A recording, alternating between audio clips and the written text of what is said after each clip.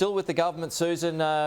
It says it didn't know about Dan Andrews going to China and was very dismissive about questions about that visit when asked yesterday. What questions do you want answered on that today?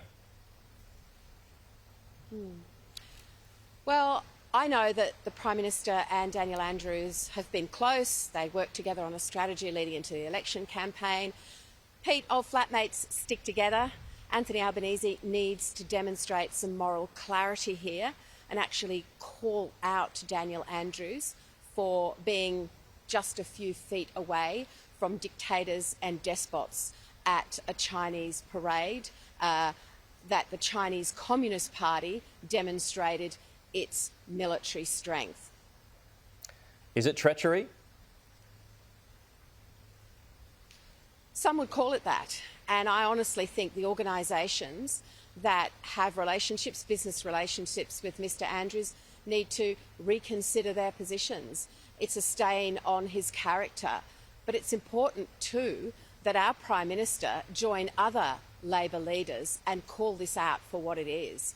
We need to have a statement of moral clarity from the Prime Minister that to see his great friend be so close to dictators and despots at an event hosted by the Chinese Communist Party, which is a military show of strength to the West, that does need comment from our Prime Minister. Do you think the Victorian Premier Jacinta Ardern should be going, even if it's just trade and business? Look, I think she's taking a delegation of backbenchers. The Victorian public will make their mind up about whether this is a junket, and I think most of them would say she really has a lot going on in her home state of Victoria, and the people of Victoria are hurting with the cost of living crisis that is really bad in that state, and that's where her attention should be right now. OK.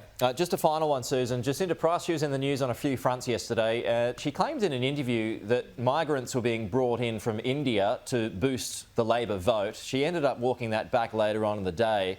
But has the damage been done here? Could she have isolated an Indian vote the coalition might have sought?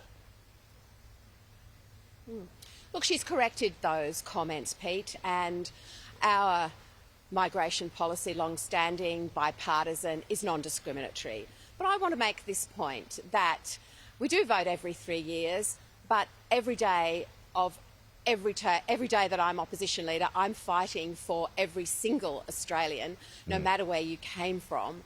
And our Australian Indian community are amazing. You contribute as Australian Indians so much to our country. We know how hard you work, your family values and the contribution you make across this country, and as opposition leader I value that incredibly. Do you expect Labor to use that at the next election as a scare tactic now though, that clip? Look, Labor will carry on in the way that they do, and I will leave that to them. What we're here for is to fight every single day for every Australian.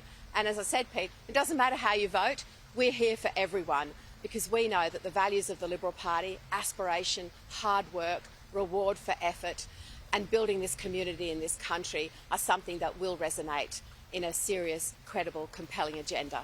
All right, that's the Opposition Leader Sussan Ley. Susan, thanks as always for your time.